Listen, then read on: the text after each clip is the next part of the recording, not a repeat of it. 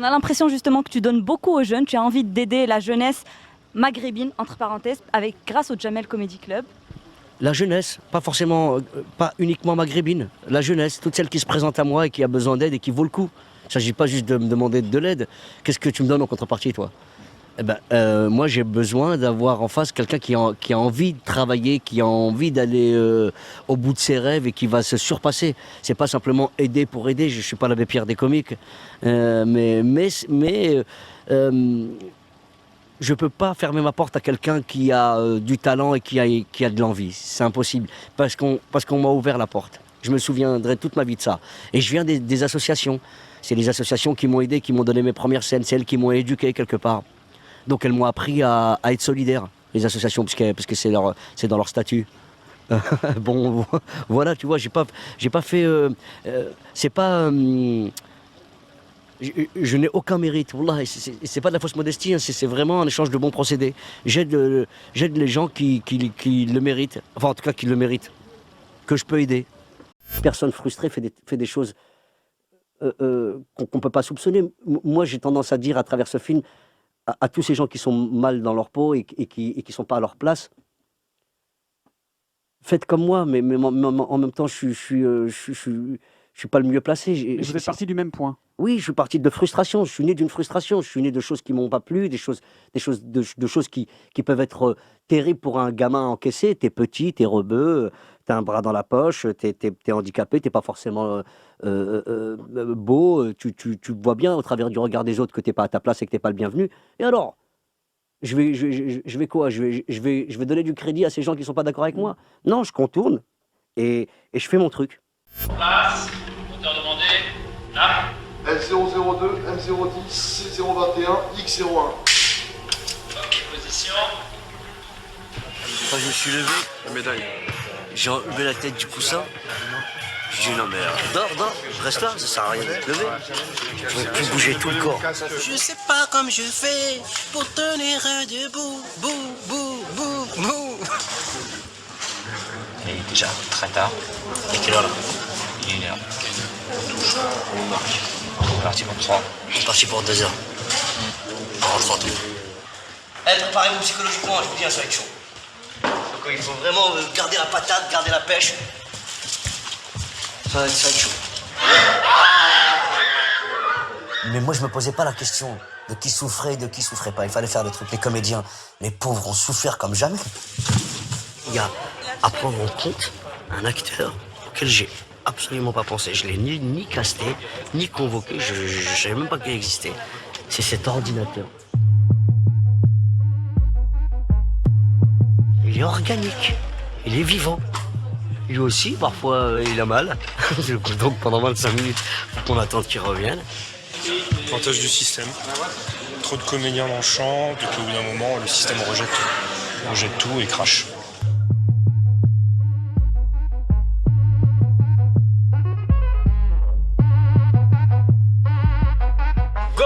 Go, père un temps fou là.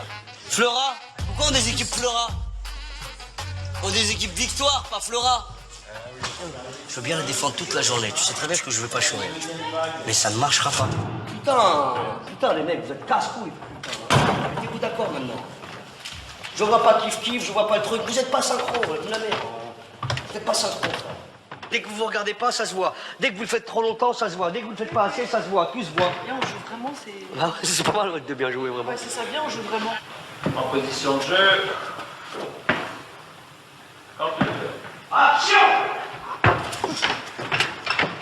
J'ai été verni parce que j'ai eu une équipe incroyable à tout point de vue, que ce soit les danseurs, les comédiens, les techniciens. Tout le monde à l'unisson a été dans la même direction, avec la même ferveur surtout. Plus on a fait, et mieux je me suis porté, moi en tout cas. Toujours ça, c'est toujours ça.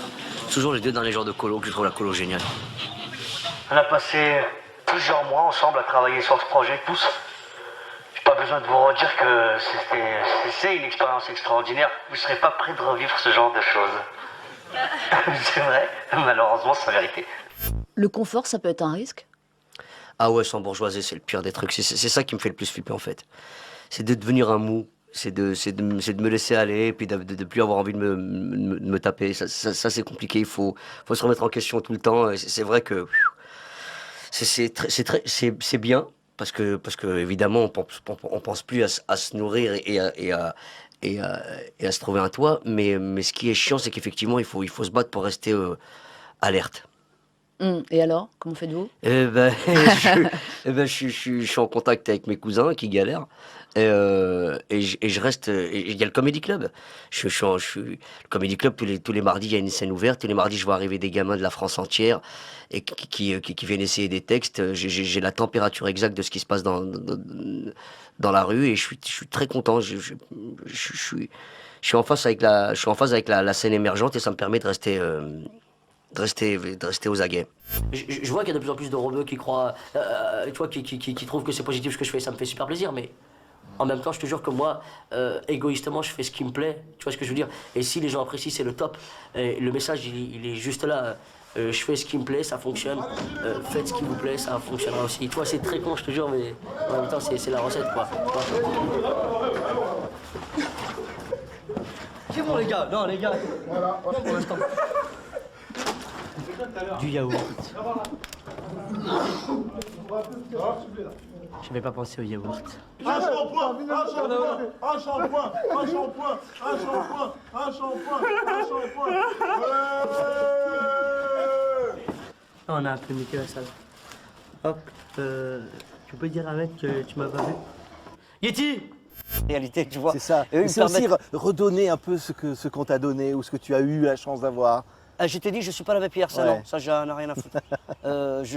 C'est pas de la générosité, c'est plutôt de l'égoïsme. C'est une forme d'égoïsme pur.